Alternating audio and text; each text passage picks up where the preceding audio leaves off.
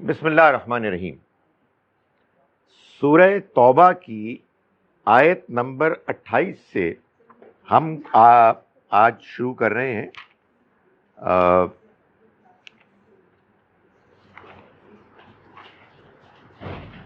اعوذ باللہ من الشیطان الرجیم، بسم اللہ الرحمن الرحیم۔ یا ایھا الذین آمنوا انما المشرکون نجس فلا یقربوا المسجد الحرام بعد عامہم ھذا۔ ایمان والو، یہ مشرک ناپاک ہیں، چنانچہ یہ محترم مسجد کے قریب مت آئیں اس سال کے بعد ہرگز۔ یہ سورہ توبہ میں اللہ تعالیٰ نے اس قوم پر کہ جس کے سامنے اللہ کے رسول صلی اللہ علیہ وسلم نے اللہ کی اسکیم کے مطابق بحیثیت رسول آخری مرتبہ اللہ کا پیغام براہ راست پیش کر دیا، اور اس کے نتیجے میں وہ پیغام ان پر ایسے واضح ہو گیا کہ ان کے پاس پھر بالآخر انکار کرنے کے لیے کوئی عذر ایکسکیوز باقی نہیں رہا، تو اللہ کا عذاب ان پر آ گیا۔ یہ اللہ کا وہ وعدہ ہے، یہ اللہ کا وہ اعلان ہے کہ جس کو اللہ نے قرآن مجید میں بار بار بیان کیا۔ سورہ توبہ اللہ کی طرف سے اس آخری مرتبہ آنے والے عذاب کا بیان ہے۔ چنانچہ یہ واحد سورہ ہے کہ جو بسم اللہ الرحمن الرحیم سے شروع نہیں ہوتی، جس میں کہ اللہ کے رحمان و رحیم ہونے کا بیان ہے، جو ظاہر ہے کہ اللہ کے عذاب کے بیان سے مناسبت نہیں رکھتا، تو اس کو omit کر دیا گیا۔ جن گروہوں پر اللہ کی پکڑ آئی، جنہوں نے اللہ کے رسول کا براہ راست انکار کیا، وہ مشرک تھے، اہل کتاب تھے اور منافق تھے۔ چنانچہ اس سورہ مبارکہ میں ان تینوں پر اللہ کے عذاب کو بیان کیا گیا ہے بالترتیب، رسپیکٹیولی۔ فرسٹ مشرک، دین اہل کتاب، اینڈ دین منافق، ہیپوکریٹس۔ یہ آیہ مبارکہ مشرکین پر عذاب کے بیان کی آخری آیت ہے۔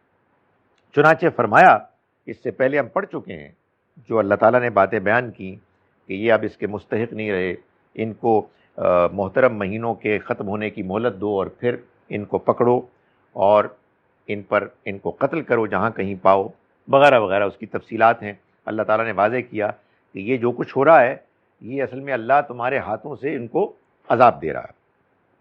فرمایا کہ یا ایھا الذین آمنوا، ایمان والو، انما المشرکون نجس، یہ مشرک ناپاک ہیں، یعنی شرک ایک گندگی ہے داخلی، اخلاقی۔ یہ قرآن مجید نے ہم کو تصور دیا ہے کہ اللہ نے اس دنیا میں ہماری فطرت ایسی بنائی ہے کہ ہم گندگی کو ناپسند کرتے ہیں، ناپاکی کو۔ جو جسمانی مادی گندگی ہوتی ہے وہ نظر آتی ہے، آپ دیکھ سکتے ہیں، وہ بدبودار ہوتی ہے، وہ آپ کی طبیعت میں بے چینی پیدا کرتی ہے۔ اور جو اخلاقی گندگی ہوتی ہے وہ اسی طرح سے اندر سے آپ کو تنگ کرتی ہے۔ آدمی کا جسم کسی وجہ سے خراب ہو جائے، بیمار ہو جائے، تو اس کو بعض اوقات مادی گندگی بھی گندی نہیں لگتی، نہیں محسوس ہوتی۔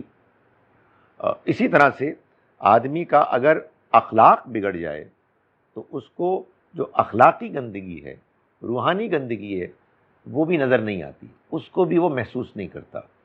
تو اللہ تعالیٰ نے یہ بتایا کہ جیسے جھوٹ گندگی ہے، یعنی جیسے آپ کو کوئی چیز بدبودار آپ کے ساتھ محسوس کرتے ہیں تو آپ پریشان ہوتے ہیں، ایسے ہی کوئی آپ کے سامنے جھوٹ بولے آپ کو پریشانی ہوتی ہے، سوائے اس کے کہ بندہ عادی ہو جائے۔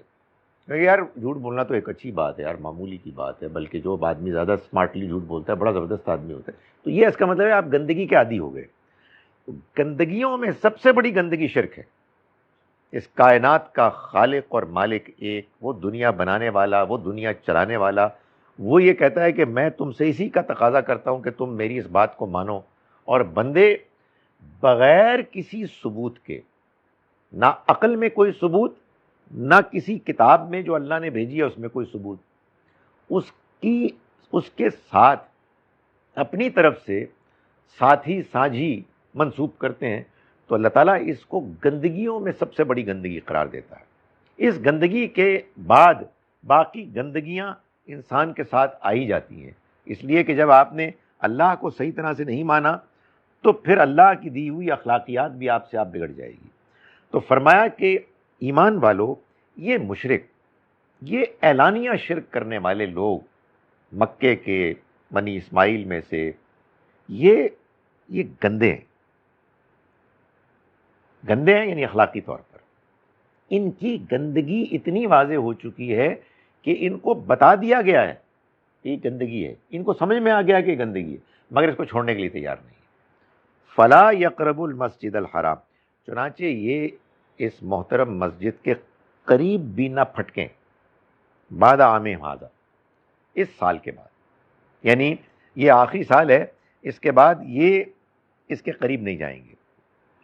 یہ ظاہر ہے کہ ان لوگوں کے لیے ہے جن کے پاس اللہ کا پیغام پہنچ گیا اور ان کو بات آخری حد تک سمجھا دی گئی. ہر جرم میں ایسا ہی ہے، جرم بنتا ہے اس لیے کہ وہ جرم ہے، اور اس لیے کہ بندوں کو معلوم ہے کہ وہ جرم ہے. اس کا جرم ہونا اللہ کی طرف سے کسی نہ کسی شکل میں واضح کر دیا گیا. یہ ہمارے دنیاوی قانون کی طرح نہیں ہے کہ جس میں یہ بیان کیا جاتا ہے کہ ignorance of law is no excuse. نہیں، خدا تعالیٰ بڑا مہربان ہے، وہ اس ignorance کو تو نہیں چھوڑے گا جو جان بوجھ کے ignorance ہے. یہ قرآن شریف پڑھا ہوا ہے لیکن ہم نے پڑھنا نہیں ہے، بڑا ڈر لگتا ہے، پتہ نہیں پڑھا تو اندر کیا نکلے گا. اس لیے بہتر یہ ہے کہ اس کو ایسے ثواب کے لیے پڑھو، اپنے اوپر پھونکو، دوسروں کے اوپر پھونکو. بڑا زبردست قرآن ہے لیکن اس میں لکھا کیا ہے سانو کوئی دلچسپی نہیں. تو پھر یہ اگنورنس بھی جرم ہے. لیکن ایک بندہ اگنورنٹ ہے for no fault of his, تو پھر یہ ایکسکیوز بنتا ہے. تو یہ جو مشرک تھے ان کے پاس کوئی ایکسکیوز نہیں تھا. چنانچہ یہ بتا دیا گیا کہ یہ اب اس سال کے بعد محترم مسجد کے قریب نہیں پھٹکیں گے. یہ پاکیزہ جگہ ہے، یہ پاکیزہ سرزمین ہے، اس میں گندگی داخل نہیں ہوگی. میں نے جو بات بیان کی اس کو میں نے ایسے بیان کیا کہ یہ میری انڈرسٹینڈنگ واضح ہو جائے کہ یہ آج کے شرک کرنے والوں کے لیے نہیں ہے، یہ ان شرک کرنے والوں کے لیے ہے کہ جن کے سامنے شرک کا گندا ہونا آخری حد تک واضح کر دیا گیا تھا اور وہ رہتے ہی اس پاکیزہ سرزمین میں تھے. اب تو آپ کو شرک کرنے والوں کو توحید کے مرکز میں لے جانا چاہیے، کہیں ذرا اچھی ارینجمنٹ کر کے کہ وہ دیکھیں کہ توحید یہ ہوتی ہے. بھائی آپ جب کسی بدبو کے عادی انسان کو ٹھیک کریں گے اس کو خوشبو سنگھائیں گے نا کہ دیکھو تم پھول کی خوشبو سے محروم ہو، تمہارا مزاج بگڑ گیا ہے. تو اگر آپ لوگوں کو توحید پیش نہیں کریں گے، توحید کا مرکز پیش نہیں کریں گے، اللہ کے گھر کے گرد وہ لوگوں کو سجدہ کرتے ہوئے نہیں دکھائیں گے، اس کا ایٹماسفیئر وہ محسوس نہیں کریں گے، کیسے قریب آئیں گے؟ تو فرمایا کہ یہ لوگ قریب نہ آئیں اس سال کے بعد. وَإِنْ خِفْتُمْ عَيْلَةً، اور اگر تم اندیشہ رکھتے ہو تنگ دستی کا، فَسَوْفَ يُغْنِيكُمُ اللَّهُ مِنْ فَضْلِهِ إِنْ شَاءَ، تو ان قریب اللہ تعالیٰ تم کو بے نیاز کر دے گا اگر اپنے فضل سے، اگر وہ چاہے گا. ایک کمزور لوگوں میں یہ سوال پیدا ہوا ہوگا کہ بھائی اگر یہ مشرک اگلے سال سے نہیں آئیں گے حج کے لیے تو تجارت کیسے ہوگی؟ مال کون لائے گا، کون لے جائے گا؟ مسلمان ہم ہیں کچھ لیکن اتنے بھی نہیں ہیں، یہ تو بہت بڑی تعداد میں ہے. آپ کو معلوم ہونا چاہیے کہ مکے کی تجارت کی بنیاد حج کا سیزن تھا. لوگ آتے تھے اور اپنا مال لے کے آتے تھے، یہاں سے مال لے جاتے تھے. اور ایک تجارت ہوتی تھی. تو جب یہ اعلان ہو گیا کہ اب یہ تو آ نہیں سکیں گے، تو پھر خیال ہوا لوگوں کو کہ بھائی پھر یہ ہماری معیشت کا کیا ہوگا. تو اللہ تعالیٰ نے فرمایا کہ اگر تم کو اندیشہ ہو تنگ دستی کا تو ان قریب غنی کر دے گا اللہ تم کو اپنے فضل سے اگر چاہے گا. یعنی مطلب یہ ہے کہ اس کے لیے پریشان نہ ہو. اس سے معلوم ہوا کہ اگر انسان سچائی کے راستے کو اختیار کرتا ہے تو بعض اوقات اس کا امکان ہوتا ہے کہ کچھ معاشی تنگی ہوگی اور اس کے نتیجے میں کچھ مشکلات آئیں گی، مگر اللہ پر بھروسہ کر کے انسان کو جو بھی سچائی ہے اس کو اختیار کرنا چاہیے. اللہ تعالیٰ نے فرمایا کہ من یتق اللہ یرزق، جو اللہ سے ڈرتا ہے وہ یرزقہ، اس کو رزق دیتا ہے من حیث لا یحتسب، جہاں سے وہ گمان بھی نہیں کر سکتا. من یتق اللہ یجعل لہ مخرجا، جو اللہ سے ڈرتا ہے وہ اس کے لیے راستہ کھول دیتا ہے. وَيَرْزُقْهُ مِنْ حَيْثُ لَا يَحْتَسِبْ، اور رزق دیتا ہے اس کو وہاں سے جہاں سے وہ گمان بھی نہیں کر سکتا. یہ ہے سورہ طلاق میں. سورہ طلاق میں خواتین کو کہا گیا ہے کہ ذلیل ہو کے مت رہو. مطلب یہ نہ کہ تم سمجھو کہ یہ میرا شوہر ہے مجھے کما کے دیتا ہے بہت ہی گھٹیا آدمی. اس سے بعض اوقات خواتین پوچھتی ہیں کہ یہ بات تو ہمیں معلوم ہے کہ ان کے افیئرز ہیں اور بہت، تو ہم ان کو معاف کر دیں. میں نے کہا بات یہ ہے کہ اگر آپ کو یقین ہے کہ ان کے افیئرز ہیں تو معاف کیسے کر سکتی ہیں؟ تو آپ کوآپریٹ کر رہی ہیں. اس کا مطلب ہے آپ نے کوئی پرواہ نہیں ہم کو، وہ کرتا رہے. نہیں، آپ پرواہ نہ کریں، اللہ پہ بھروسہ کریں، وہ راستہ نکالے گا وہاں سے جہاں سے آپ گمان بھی نہیں کر سکیں گے. ان اللہ علیم حکیم. سورہ طلاق ہے نا، سورہ نمبر 65، وہ چھوٹی سی سورہ ہے، 1 to 7 میں کہیں آپ کو مل جائے گی. ان اللہ علیم حکیم، اللہ جاننے والا ہے، حکمت والا ہے. یعنی مطلب یہ ہے کہ یہ سارے معاملات اللہ کے علم میں ہیں اور اللہ دنیا چلا رہا ہے حکمت کے ساتھ، اپنے پلاننگ کے ساتھ. اس کی پلاننگ غلط نہیں ہو سکتی، اس کی انفارمیشن میں کوئی چیز غائب نہیں ہو سکتی. پھر تانوں کی پریشانی ہے. یہ مطلب ہے. آپ کو کیا پرابلم ہے؟ یعنی آنیسٹ ٹو گاڈ ہم لوگ جب پریشان ہوتے ہیں تو ہم یہ چیز بھول جاتے ہیں کہ اللہ علیم و حکیم ہے اور ہر چیز پر قدرت رکھتا ہے اور رحمان و رحیم ہے. تو اسی لیے کہتے ہیں کہ جب پریشانی ہو تو اللہ اللہ کرو.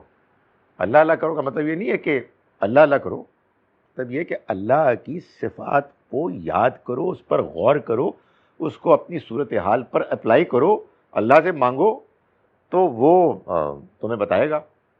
اب یہ نہ کرو کہ آپ اللہ میاں تمہارے فرمائشی پروگرام پورا کریں گے، اللہ میاں وہ ذرا ٹافی میں لا دے.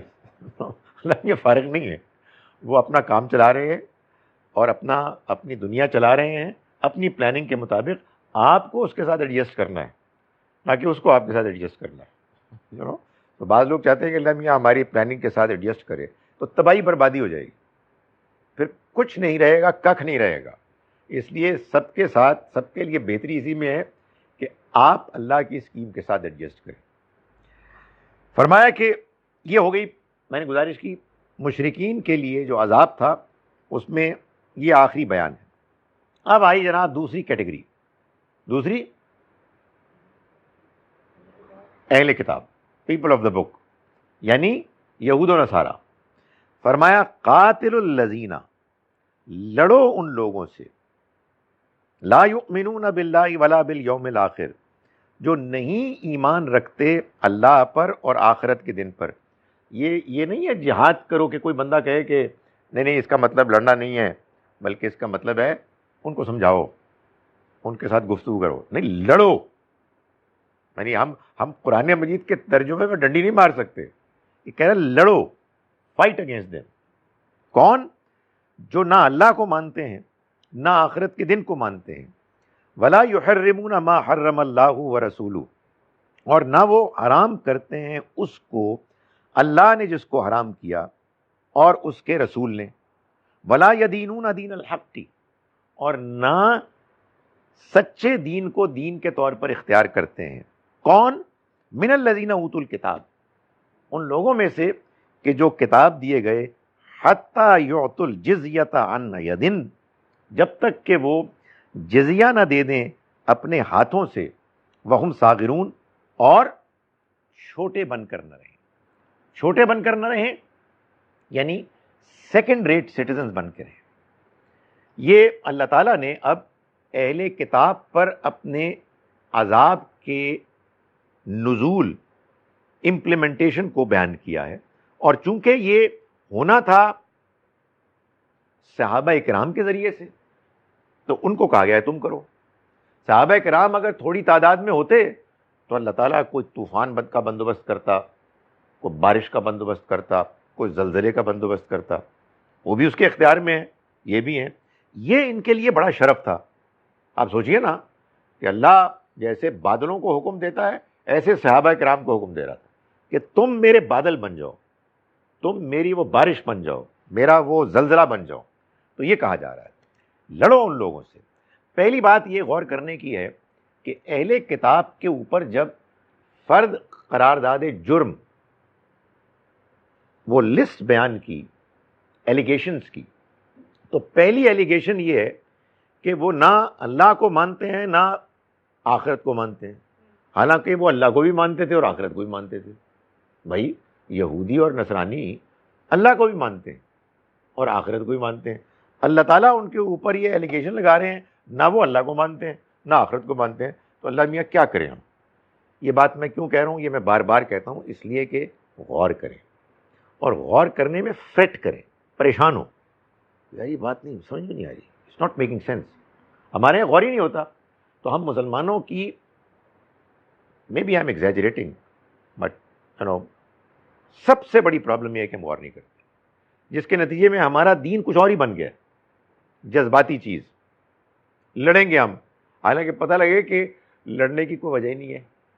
میں نے ایک صاحب کو لکھا وہ کہ سر جی غصہ بعد میں کرنا، پہلے باتیں سمجھ لو، بات سمجھ میں آئے گی اس کے بعد غصہ کرنے کا بھی ٹائم مل جائے گا، but first try to understand what the problem is. So گزارش یہ ہے کہ قرآن یہ ہمیں بتا رہا ہے اس آیت سے اور جگہوں پر بھی کہ اللہ کے ہاں اللہ کو وہی ماننا قابل قبول ہے کہ جو اللہ کی شرائط پہ، جیسے اللہ نے اپنے آپ کو پیش کیا ہے.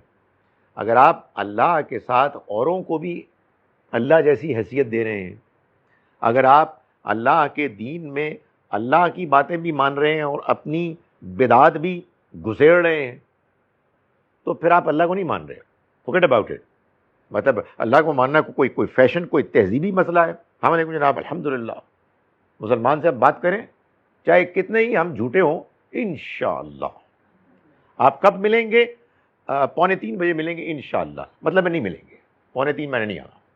ظاہر ہے جب جھوٹے لوگ اللہ کو استعمال کریں گے اپنے اس میں تو وہ اس کو بھی استعمال کریں گے. سو اللہ تعالیٰ کہتے ہیں یہ ماننا نہیں ہے، یو ناٹ بلیونگ ان می. آخرت کو نہیں مانتے، حالانکہ وہ آخرت کو مانتے تھے. آخرت کو ماننا کیا ہے؟ جیسے اللہ کو ماننا یہ ہے کہ آپ اللہ کو صحیح طرح سے مانیں، اس کی صفات کو مانیں. ابھی میں نے اس کی کچھ صفات بیان کی ہیں. اس کے احکام کو مانیں، اس کے بتائے ہوئے قانون کا احترام کریں. نہیں کر رہے تو آپ اس کو نہیں مان رہے. معاف کیجیے گا، وہ آپ اللہ اللہ اس لیے کریں گے آپ پیدا مسلمانوں میں ہوں گے. آپ برین واشڈ مسلمز ہیں اس لیے آپ کر رہے ہیں. آپ ہندو پیدا ہوتے تو آپ اللہ اللہ کرتے، آپ رام رام کرتے، بھگوان بھگوان کرتے. آپ کرسچن پیدا ہوتے تو آپ کچھ اور کر رہے ہوتے. یہ کوئی ماننا ہی نہیں ہے بھائی. آخرت کو ماننا کیا ماننا ہے؟ آخرت کو ماننا یہ ماننا ہے کہ ایک دن موت کے بعد وہ زندگی آئے گی جب اللہ تعالیٰ انسانوں کا حساب کتاب لیں گے، اور یہ حساب کتاب پیور میرٹ پر ہوگا. اللہ کا علم مکمل، اس کی حکمت مکمل، اس کا انصاف مکمل، اس کی رحمت مکمل. سب کے ساتھ ایک ہی سلوک ہوگا. آپ کہیں نہیں ہم اسپیشل ہیں، ہماری سفارش ہو جائے گی الحمدللہ رب العالمین. خار ہیں، بدکار ہیں، ذلیل ہیں، کمینے ہیں، جھوٹے ہیں، مگر تیرے محبوب کی امت سے ہیں. سبحان اللہ سبحان اللہ. نبی صلی اللہ علیہ وسلم تشریف لائیں گے اور جہنمیوں کو نکال کے جنت میں ڈال دیں گے. تو آپ آخرت کو مانتے ہی نہیں. سوری ٹو سے دیٹ. یہود و نصارہ کا بھی یہی تھا. ان کا یہ کہنا تھا کہ ہم لن تمسنا النار، ہمیں آگ نہیں چھوئے گی الا ایاما معدودہ، سوائے چند دنوں کے لیے۔ تو یہ اللہ تعالیٰ نے فرمایا کہ یہ آخرت کا انکار ہے۔ میرے ہاں اس طرح کی آخرت ہونی نہیں ہے کہ جس میں ہر لفنگا بدماش غلط کام کرنے والا جھوٹا لپاٹیا وہ اس امید کے ساتھ جھوٹ بول رہا ہے کہ آخرت میں کامیاب ہو جائے گا، تو اصل میں وہ آخرت کا انکار کر رہا ہے۔ تو اللہ تعالیٰ نے ان پر یہ بھی جرم عائد کیا، وَلَا يُحَرِّمُونَ مَا حَرَّمَ اللَّهُ وَرَسُولُهُ، اور نہ وہ حرام کرتے ہیں اس کو جس کو اللہ نے حرام کیا اور اس کے رسول نے، نہ اپنی پچھلی شریعتوں میں اور نہ اللہ نے اپنے آخری پیغمبر کو بھیجا ان کی شریعت میں۔ تو وہ اپنی منمانی کرتے ہیں، کچھ ان کے اپنے طریقے ہیں، کچھ ان کی اپنی سوچ ہے، کچھ انہوں نے سن سنا لیا ہے۔ ان کو بتاؤ بھائی اس طرح سے طلاق دینا اللہ نے بتایا ہی نہیں ہے۔ نہیں، ہمارے علماء یہ کہتے ہیں، انہوں نے ہم کو ایسے سمجھایا۔ تو بھائی یہ جو اللہ کی کتاب ہے یہ اس کا کیا مقصد ہے؟ جب تو آپ سورہ طلاق کی تلاوت کریں گے تو کیا کریں گے؟ آپ سورہ طلاق پڑھ کے اپنے میاں کے اوپر پھونکیں گے اور وہ پڑھ کے آپ کے اوپر پھونکے گا؟ مطلب کیا مقصد کیا ہے اس کا؟ اگر اس کا مقصد رہنمائی اور ہدایت نہیں ہے کہ بھائی طلاق کیسے دینی ہے، تو پھر اس سورہ کا مقصد کیا ہے؟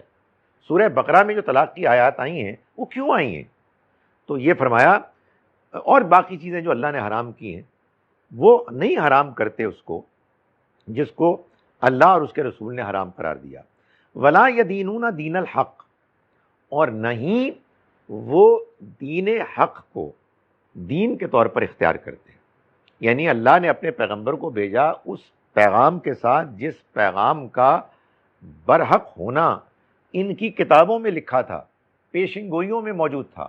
ان پیشن گوئیوں کے مطابق اللہ کے پیغمبر آ گئے اور انہوں نے اس سے انکار کر دیا۔ تو فرمایا جو یہ کر رہے ہیں، من الذین اوتوا الکتاب، ان لوگوں میں سے کہ جو کتاب دیے گئے، ان سے لڑو۔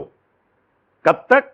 حتیٰ یعطوا الجزیۃ عن ید، جب تک کہ یہ جزیہ دینے پر مجبور نہ ہو جائیں اپنے ہاتھوں سے، عن ید اپنے ہاتھوں سے، یعنی خود لے کے آئیں، وہم صاغرون، اور چھوٹے بن کے رہیں، چھوٹے بن کے یعنی سیکنڈ ریٹ سٹیزنز بن کے رہیں۔ یہ اب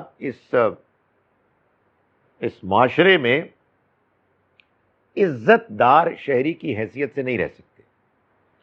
یہ جو ہے نا، جیسے ساؤتھ افریقہ میں تھا نا، آپ کو معلوم ہے اپارتھائیڈ، کہ جو کالے اور تھے گورے اور تھے، گورے تھے فرسٹ ریٹ سٹیزن، کالے سیکنڈ تھرڈ ریٹ سٹیزن تھے۔ تو یہ تھرڈ ریٹ سٹیزنز ہیں، یہ سیکنڈ ریٹ سٹیزنز ہیں، یہ بن کے رہیں گے۔ یہ اللہ تعالیٰ نے فرمایا یہ سزا ہے ان کی، یہ ان کی سزا ہے، اور اس کو نافذ کیا گیا۔ اللہ نے اہل کتاب کے لیے موت کی سزا بیان نہیں کی، اس لیے کہ بہرحال وہ توحید کو ظاہری طور پر مانتے تھے، اللہ کے پیغام کو ظاہری طور پر مانتے تھے، انٹرپریٹیشنز کی شدید غلطیاں تھیں۔ تو اللہ تعالیٰ کے ہاں درجات ہیں، ڈگریز ہیں، یعنی آپ کے ہاں بھی ہر جرم کی ایک سزا تو نہیں ہے۔ ایک بندے نے قتل کیا، اس کو بھی قتل کر دو، اور جو بندہ جھوٹ بول رہا ہے اس کو بھی قتل کرو۔ ارے نہیں بھائی، جھوٹ بولنا بہت بری بات ہے، مگر اس پہ قتل نہیں ہوتا۔ سو اللہ تعالیٰ کے ہاں بھی جرائم کی سزا جرم کے مطابق ہے۔ تو ان کے بارے میں یہ کہا گیا کہ ان کے لیے دنیا میں رسوائی ہے، they will survive but with ignominy, insult, چھوٹے بن کے رہیں گے۔ یہ جو کچھ بیان ہوا ہے یہ بھی ان لوگوں کے لیے ہے جن لوگوں کے سامنے اللہ نے اپنے پیغمبر کے ذریعے سے اپنا پیغام آخری حد تک واضح کر دیا، جس کے بعد انکار کی کوئی گنجائش نہیں رہی۔ یہ بعد کے زمانے کے لیے نہیں ہے، نہیں ہو سکتا، اس لیے کہ بعد کے زمانوں میں اللہ کے رسول کے پیغام پہنچانے کے عمل جیسا کوئی عمل، کوئی انتظام ہو نہیں سکتا، اس لیے اب تو دعوت ہی دی جائے گی۔ ہمارے ہاں البتہ بہت سے لوگ ہیں کہ جو یہ مانتے ہیں کہ آج بھی ایسا ہی ہوگا۔ تو میں نے پچھلی مرتبہ بھی یہ بات بیان کی تھی، پچھلی مرتبہ سے مراد جب یہ ریکارڈ نہیں ہوا تھا، اور آج میں پھر ریکارڈ میں لانا چاہتا ہوں۔ ایک بڑی مشہور پرسنالٹی جو انہوں نے اپنی زندگی میں بہت زبردست کام کیا، بہت لوگ ان سے متاثر ہوئے.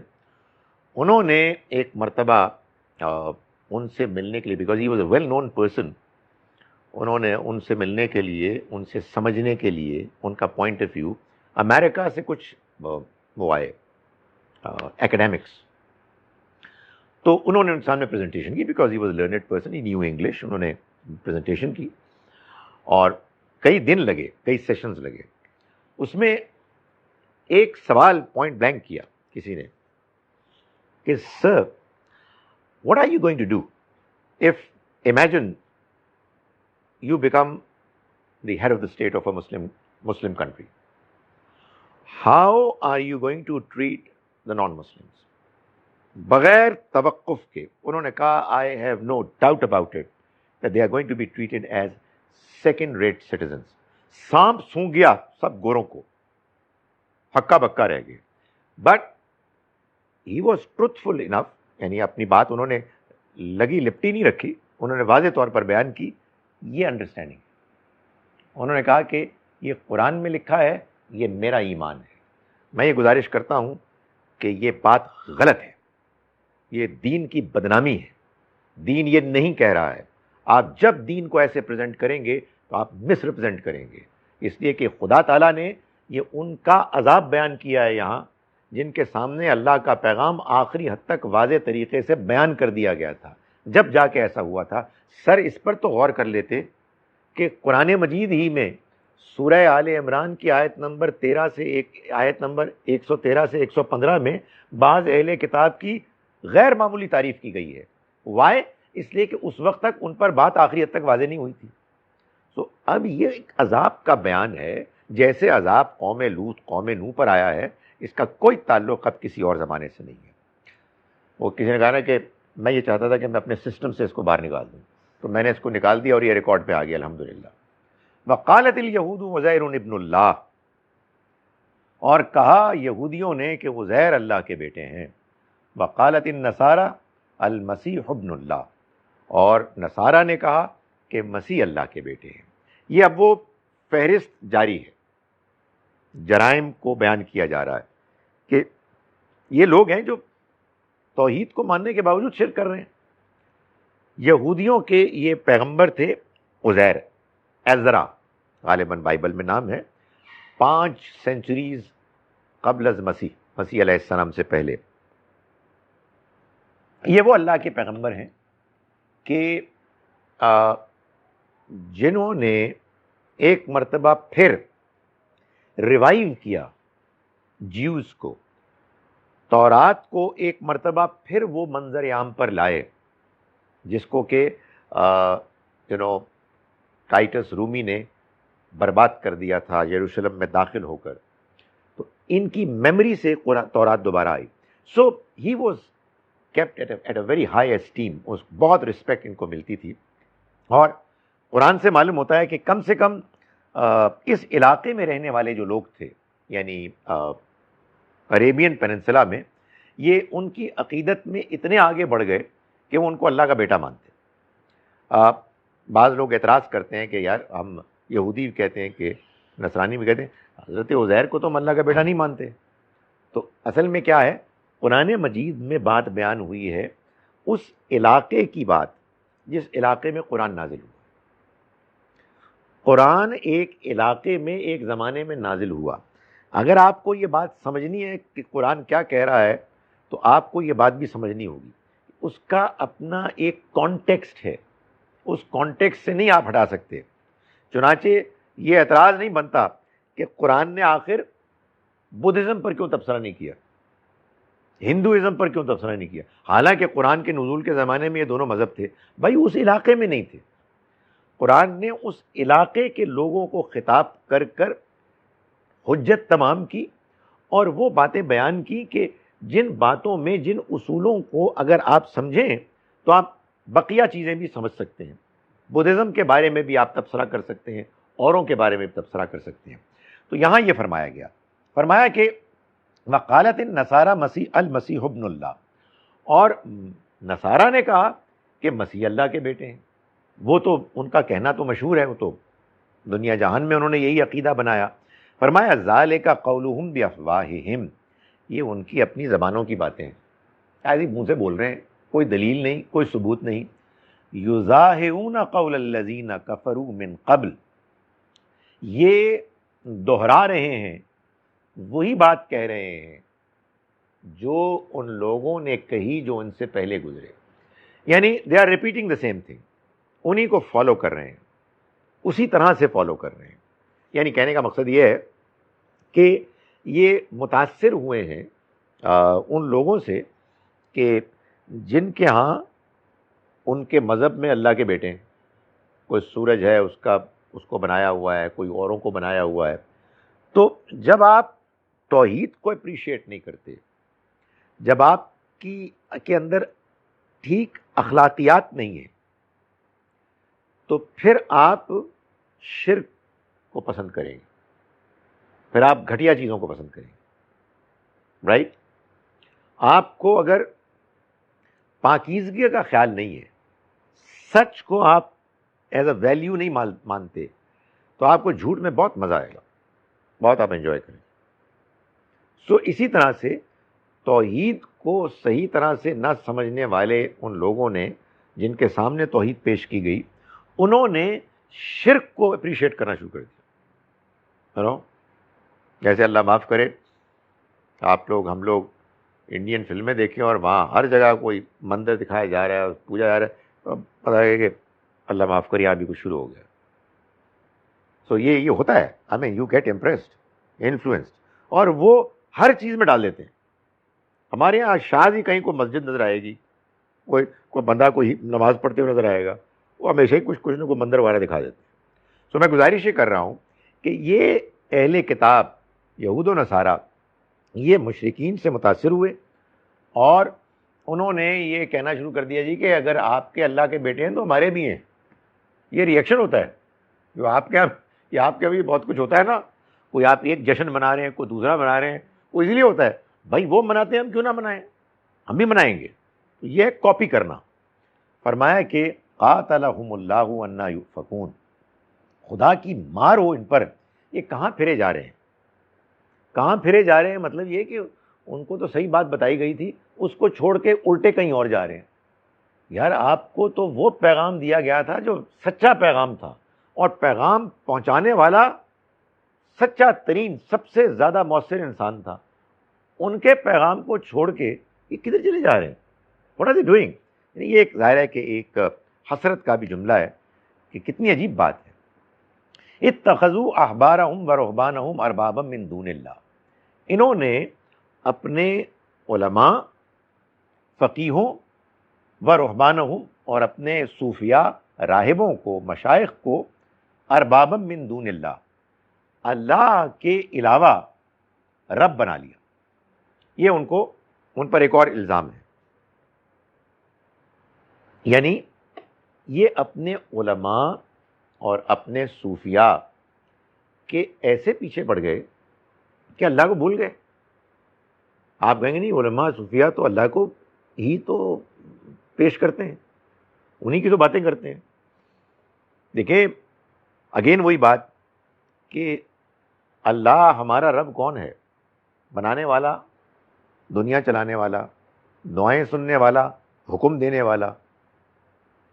ہمیں زندگی میں ان معاملات میں رہنمائی کرنے والا جو معاملات ہمارے لیے پیچیدہ ہوتے ہیں. اللہ اپنا دینی فیصلہ سناتا ہے. آپ کہیں نہیں یہ فیصلہ تو وہ سناتے ہیں ہمارے علماء. میں نے بھی گزارش کی، ایک جذباتی تقریر کی تھی ڈائیورس کے بارے میں، کہ کوئی بھی نہیں مانتا خدا کے قانون کو. میں ابھی دیکھ رہا تھا کہ وہ ہمارے یہاں پاکستانی جو لا ہے اس میں بھی جو یونین کاؤنسل کے ذریعے سے ڈائیورس ہوتی ہے وہ بھی اپنا ایک اس کے بعد کچھ نہیں ہو سکتا. 3 مہینے کے اندر first meeting, second meeting, third meeting, done. اب اگر حلالہ کرنا ہے جو کہ اصل میں حرامہ ہے تو اس کے ذریعے سے دوبارہ نکاح ہو سکتا ہے، ورنہ بیوی گئی. خدا تعالیٰ قرآن میں کچھ اور کہہ رہے ہیں، لیکن اس سے کسی کو دلچسپی نہیں. سو یہ کیا ہے؟ یہ اصل میں اللہ کے علاوہ اوروں کو رب بنانا ہے. یہ میں کیوں کہہ رہا ہوں؟ یہ میں اس لیے کہہ رہا ہوں کہ ایک صحابی تھے عدی ابن حاتم، مشہور حاتم تائی تھے نا، سخی. ان کے بیٹے عدی، حاتم طائی کو تو موقع نہیں ملا نبی صلی اللہ علیہ وسلم کے زمانے میں آپ کے اعلان نبوت کے بعد ہونے کا، تو ان کا بیٹا پہلے نصرانی تھا، آپ کا یہ عیسائی تھا، وہ پھر مسلمان ہو گئے۔ انہوں نے جب یہ آیہ مبارکہ سنی تو وہ نبی صلی اللہ علیہ وسلم کی خدمت میں حاضر ہوئے اور انہوں نے کہا جی کہ میں عیسائی رہا ہوں، مگر آئی کین ٹیل یو ہم اپنے علماء کو اور اپنے مشائخ کو رب نہیں مانتے تھے۔ یعنی کہنے کا مقصد یہ ہے کہ قرآن کی آیت سمجھ میں نہیں آ رہی۔ اب دیکھیں یہ ہے سیکھنا، یعنی ادب اپنی جگہ پر، بھائی بات سمجھ میں نہیں آ رہی۔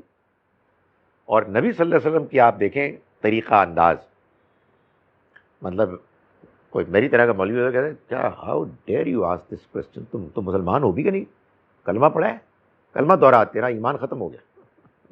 ایسے لوگ روب ڈالتے ہیں۔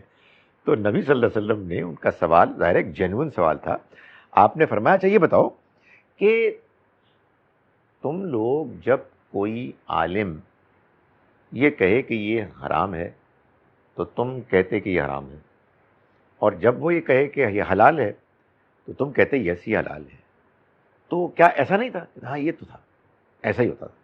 تو آپ نے فرمایا یہی تو ان کو رب بنانا ہے اللہ کے علاوہ، یہ فیصلہ تو اللہ کو سنانا چاہیے، آپ یہ کوئی اور کیسے فیصلہ سنا سکتا ہے؟ آپ کہیں گے ہمیں تو آتا ہی نہیں ہے، ٹھیک بات ہے بھائی، لیکن جو عالم بتا رہے ہیں ان سے یہ تو پوچھنے کا آپ حق رکھتے ہیں کہ سر یہ آپ کیسے کہہ رہے ہیں، وہ تو کچھ اور کہہ رہے ہیں، آپ ان کے سوال کا جواب دے دیں۔ تو کہنے کا مقصد یہ ہے کہ ہمارے علماء کو، ہمارے مشائخ کو دین بتانا ہے، اپنی طرف سے نہیں، خدا کا دین، خدا کی کتاب سے، خدا کے پیغمبر صلی اللہ علیہ وسلم کی اس سنت سے کہ جو قرآن ہی کی طرح محفوظ ہے، اور بس بتا کے یہ کہنا ہے یہ میرے دلائل ہیں، بس۔ ہمارے یہاں دھونس، یہ اگر تم نے نہیں کیا تو کفر ہو گیا، دوبارہ کلمہ پڑھو، ایمان گیا۔ فور گاڈ سیک یار، اللہ سے ڈرو، اپنی بات ایک ہمبل طریقے سے پیش کرو، اس کے علاوہ کوئی چارہ ہی نہیں ہے۔ تو فرمایا کہ انہوں نے اپنے علماء اور اپنے مشائخ کو اللہ کے علاوہ رب بنا دیا۔ میں نے یہ پہلی بات بیان کی کہ وہ لوگ اس بات کا باقاعدہ بعض اوقات مذاق اڑاتے ہیں کہ یہ آپ کی کیا کہتے رہتے ہیں کہ میری ناقص رائے میں، زور سے بات کیا کریں، زور سے بات نہیں کرنی، اس لیے کہ اگر آپ نے کی تو آپ دھونس جمائیں گے اور آپ یہ امپریشن کریٹ کریں گے کہ آپ کی بات آخری بات ہے۔ جو امپریشن کریٹ کرنا میرے بھائیوں اور بہنوں سخت خطرے کی بات ہے، بندہ پکڑا جا سکتا ہے کہ بھائی آپ ہوتے کون تھے، آپ کے دلائل کو بات کرنی چاہیے، نہ کہ آپ کی آواز کو۔ Don't raise your voice, improve the quality of your argument. یہ بڑا زبردست جملہ ہے، don't raise your voice, improve the quality of your argument. Right? کوئی آیا ہمارے کرکٹ میں کہتے ہیں my bat is going to do the talking, میرے اوپر تم اعتراض کرو، آئی ول پلے ویل، اور میں رنز بناؤں گا اور وہ باتیں کرے گا۔ سو آپ اپنے دلائل پیش کریں، نہ کہ کھپ ڈال۔ جب ایک اور بات سن لیں، جب آپ اونچی آواز میں کھپ ڈال کے اپنی شکل بنا کے نا زوردار آپ کسی کو مروب کرتے ہیں تو آپ ثابت کرتے ہیں آپ کے دلائل نہیں ہیں۔ اس لیے کہ اگر آپ کے پاس دلائل ہوں آپ آرام سے سمجھائیں۔ اور جب کوئی سوال کرتا ہے اور سوال کے بعد آپ غصے ہوتے ہیں، میں بتا رہا ہوں میں بھی ہوتا ہوں، تو میں ثابت کرتا ہوں میرے پاس جواب بھی نہیں ہے، اور I don't want to admit, so میں گرمی کھاتا ہوں، ورنہ میرے پاس جواب ہوگا تو میں آرام سے جواب دوں گا۔ سو یہ میں اس کی تشریح میں کر رہا ہوں، یہ فٹ نوٹ ایکسپلینیشن ہے کہ انہوں نے اپنے علماء اور اپنے مشائخ کو اللہ کے علاوہ رب بنا لیا۔ صوفیہ آپ کہیں، وہ جو علماء کے علاوہ ہوتے ہیں نیک لوگ، اللہ والے، جن کے پاس لوگ جاتے ہیں کہ یار ان سے بھی ہمیں حاصل کرنی ہے رہنمائی، ان کی نیکی کی وجہ سے، للہیت کی وجہ سے۔ فرمایا کہ والمسیح ابن مریم، اور مسیح مریم کے بیٹے، ان کو تو انہوں نے بنایا ہی رب، ان کو تو کئی پہلوؤں سے بنایا۔ وما امروا الا لیعبدوا الہا واحدا، حالانکہ وہ نہیں حکم دیے گئے تھے کچھ بھی سوائے اس کے کہ وہ ایک الہ کی عبادت کریں، انہی کے آگے جھکیں، انہی کی بات مانیں۔ لا الہ الا ہو، نہیں ہے کوئی معبود سوائے اس کے، سبحانہ عما یشرکون، وہ پاک ہے ان چیزوں سے جنہیں وہ شریک ٹھہراتے ہیں. یعنی مطلب یہ ہے کہ اسی کی عبادت ہونی چاہیے، اسی کا کہا ماننا چاہیے. یریدون ان یطفئوا نور اللہ بافواہہم، یہ چاہتے ہیں کہ اللہ کے نور کو اپنی زبانوں سے، اپنے منہ کی پھونکوں سے بجھا دیں. یعنی اللہ کا پیغام آ گیا، اللہ کا پیغام لوگوں کو کنونس کر رہا ہے، اب وہ پروپیگنڈے کے ذریعے سے، جھوٹ کے ذریعے سے وہ اس کا خاتمہ کرنا چاہتے ہیں. تو اللہ تعالیٰ نے فرمایا کہ اللہ کا نور آیا ہے، پاورفل لائٹ، اور اس کو بجھا رہے ہیں پھونک مار کے. آگے بہت زبردست ایک بڑا بلب ہے اور آپ کو پسند نہیں ہے اس کی روشنی، اس کو بجھا رہے ہیں. تو یہ کر رہے ہیں. یہ ظاہر ایک تمثیل ہے کہ کیا بیوقوفی کا کام کر رہے ہو یار. خدا کا نور آ گیا ہے، خدا کا پیغام آ گیا، اس کو اپنے گھٹیا پروپیگنڈے سے تم بجھانے کی کوشش کر رہے ہو. فرمایا وَيَأْبَى اللَّهُ إِلَّا أَن يُتِمَّ نُورَهُ، اور اللہ نے فیصلہ کر لیا ہے کہ وہ اپنے نور کو پورا کرے گا. یہ پیغام آیا ہے، یہ پیغام چھا جائے گا، اس کو نہیں آپ روک سکتے. وَلَوْ كَرِهَ الْكَافِرُونَ، اگرچہ کہ یہ کافر اس کو کتنا ہی ناپسند کیوں نہ کرے. یہ جو پروپیگنڈا، یہ جو مخالفت ہے، یہ جو باتیں بنا رہے ہیں، لوگوں کو دل برداشتہ کرنے کے لیے جھوٹ موٹ بول رہے ہیں، نہیں ایسی کوئی بات نہیں ہے، ہماری کتابوں میں کچھ نہیں ہے، یہ تو اپنی طرف سے نا جھوٹ موٹ بنا لی وغیرہ وغیرہ، یہ اصل میں پھونکے ہیں، پھونکے مارے ہیں اللہ کی روشنی کے مقابلے میں. اللہ نے فیصلہ کر لیا ہے کہ یہ روشنی آ رہی ہے نا، یہ آہستہ آہستہ بڑھ رہی ہے، یہ بڑھتے بڑھتے چھا جائے گی. یہ اللہ نے فیصلہ کر لیا ہے، اگرچہ کہ یہ انکار کرنے والے، یہ مخالفین کتنا ہی ناپسند کیوں نہ کریں. وَالَّذِي أَرْسَلَ رَسُولَهُ بِالْهُدَى وَدِينِ الْحَقِّ، وہی ہے کہ جس نے بھیجا اپنے رسول کو ہدایت اور دین حق کے ساتھ، لِيُظْهِرَهُ عَلَى الدِّينِ كُلِّهِ، تاکہ وہ غالب کر دے اس کو تمام دوسرے ادیان پر. وَلَوْ كَرِهَ الْمُشْرِكُونَ، اگرچہ کہ یہ ان مشرکوں کو کتنا ہی ناپسند کیوں نہ ہو. یہ اب اللہ تعالیٰ نے وہی بات بیان کی ہے کہ قُلْ جَاءَ الْحَقُّ وَزَهَقَ الْبَاطِلُ، کہو کہ حق آ گیا اور باطل ڈوب گیا، غائب ہو گیا، زائل ہو گیا. یعنی اللہ نے جو اپنے رسول کو بھیجا ہے ہدایت کے ساتھ، دین حق کے ساتھ، یہ اس لیے بھیجا ہے تاکہ جتنے بھی اس سرزمین عرب پر دوسرے ادیان ہیں ان پر یہ دین غالب آ جائے. اللہ ہمیشہ یہی کرتا ہے، اپنے رسولوں کو بھیجتا ہے تو اللہ کے رسول اور ان کے ساتھی وہ غالب آ جاتے ہیں اور ان کے انکار کرنے والے وہ مغلوب ہو جاتے ہیں. چنانچہ آخر میں فرمایا اگرچہ کہ یہ مشرک اس کو کتنا ہی ناپسند کیوں نہ کرے. یعنی یہ دین اب اس سرزمین عرب پر غالب ہو کر رہے گا. اب مجھے آخر میں ایک اور چیز اپنے سسٹم سے نکالنے، یہ وہ آیہ مبارکہ ہے جو قرآن مجید میں 3 جگہوں پر آئی ہے، اور اس آیہ مبارکہ کو بھی ہمارے ہاں بعض بہت نیک مخلص مسلمان پیش کرتے ہیں اس مقصد کو بیان کرنے کے لیے کہ ان کا یہ کہنا ہے کہ یہ اصل میں آیت ہے اور یہ 3 جگہ ریپیٹ ہوئی ہے اس لیے کہ یہ ڈٹرمن کرتی ہے کہ ایک مسلمان کا اس دنیا میں اصل مشن کیا ہے. وہ کہتے ہیں وہ مشن ہے دین کو پوری دنیا پر غالب کرنا. غالب کرنے کا مطلب تبلیغ کرنا نہیں ہے، غالب کرنا پولیٹیکلی، ملیٹریلی، عسکری طور پر. ولو کرہ المشرکون، چاہے یہ مشرک اس کو کیوں کتنا ہی ناپسند کیوں نہ کریں. یہ ہے مشن جس کو بیان کیا القاعدہ نے. یہ مشن ہے کہ جو اور اس طرح کی تنظیمیں آئیسس وغیرہ وہ بیان کرتے ہیں. یہ لوگ، میں بالکل کلیئر ہوں گے کوئی یہودی، ہندو، عیسائی سازشی بھی پیچھے، یہ مسلمان لوگ ہیں، یہ دین کے ماننے والے لوگ ہیں، یہ دین کی انڈرسٹینڈنگ کے مطابق یہ کام کر رہے ہیں. اور یہ میں اس لیے کہہ رہا ہوں کہ یہ صرف القاعدہ ہی نہیں ہے، یہ صرف آئیسس نہیں ہے. آپ کے ملک میں وہ لوگ کہ جو ابھی ملٹری جس کو کہتے ہیں نا کوئی احتجاج یا اس میں آگے بڑھ کر اوفینسو، اس میں نہیں شامل ہوئے، مگر وہ اس کو بیان کرتے ہیں. ہمارے ہاں تنظیمیں ہیں جس کی بہت فالوئنگ ہے. ہمارے ہاں اسکالرز ہیں جو بہت پاپولر ہیں, جو یہ ڈنکے کی چوٹ کہتے ہیں کہ یہ آیہ مبارکہ بتا رہی ہے کہ کوئی مسلمان